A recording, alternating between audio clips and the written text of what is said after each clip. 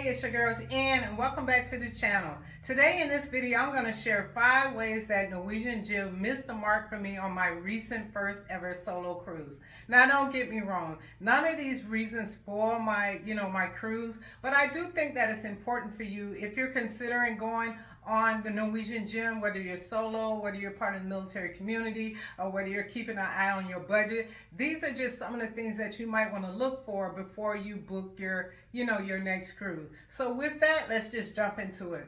So the first thing that stood out to me was that they did not have a studio lounge for solo travelers. Now before, I booked the cruise, I thought I did my research about, looking at YouTube to find out, what ships are good for solo travelers and stuff like that. But I just must have missed it myself in that because Norwegian Gem is on the smaller side of the fleet for Norwegian ships, they didn't have a dedicated studio lounge for solo travelers. Now, don't get me wrong, if you checked out my previous video, in that I love the dedication that they have for solo travelers, meaning that we had a dedicated cruise director for us solo travelers that handle everything for us. But it was a little bit disappointing when we had to, move from one place to the other, every so often to meet up. So that was the first miss for me, not having a dedicated solo lounge, studio lounge, or a dedicated space that we can stay in just for us solo travelers. Now, the second miss for me was the location of my cabin. Now, that was really on me, but because this was a last minute booking, as I mentioned before, and I normally, when I book my cabins, I like to stay in the middle of the ship because there's less motion. But I guess because it was last minute, I don't know, I just picked the room. I knew that it was on a lower deck, but I didn't know it would make too much of a difference. Granted, once again, I loved my room. The spaciousness, it was my first time traveling inside a solo inside cabin, and I loved it.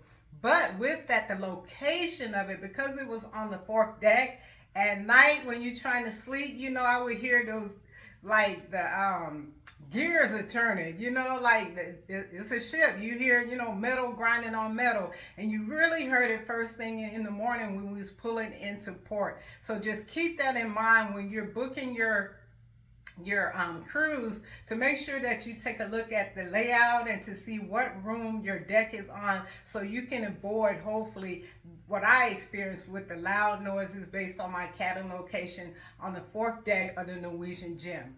Now, the third miss for me was that the gratuities, or the service charges, I should say, on the Norwegian Gem is higher than any other cruise line. As I mentioned, I stayed in the solo inside cabin, and for me, the service charge was every day was $20. And if I'm not mistaken, if you stay in like a suite or the Haven, it's $25. So as you can see, that adds up in comparison to, like, if I'm traveling on Carnival, if I'm not mistaken, I think it's like 16 or 18 bucks, for the service charge. So as you can see, that can, make a difference. And another thing that is very costly on the Gem was the Wi-Fi. Right? So I know on the first day of embarkation, people would, flock to that Wi-Fi internet cafe to sign up or whatever have you. But I noticed that if you want to sign up for the Wi-Fi package, like the basic plan was like 30 bucks, right? And then they have a higher plan that was like 40 bucks. And I'm like, nah, one of the reasons why I like to cruise is the availability of being able to disconnect. I don't want to get on, Wi-Fi all the time, but that's just me. I know everybody isn't like that. But I do know that, like, with my particular cell phone carrier, AT&T, I could sign up where I'm only charged like 20 bucks a day for Wi-Fi capability through my cell phone. So that's an option for you as well if you don't want to rely on the connectivity of the cruise ship, which I've heard isn't good. So you're paying for something and you don't really get good connection. You might want to consider looking into your cellular carrier information before you leave home.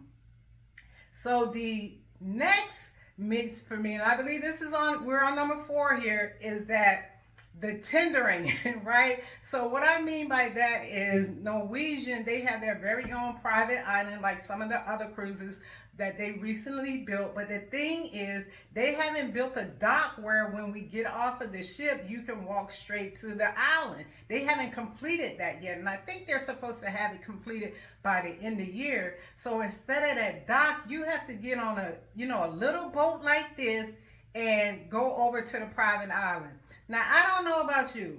I'm not trying to get off a big boat and then just to get back on a little smaller boat. And the thing that did it for me, I was eating breakfast on the day we were supposed to go to tender to the private island.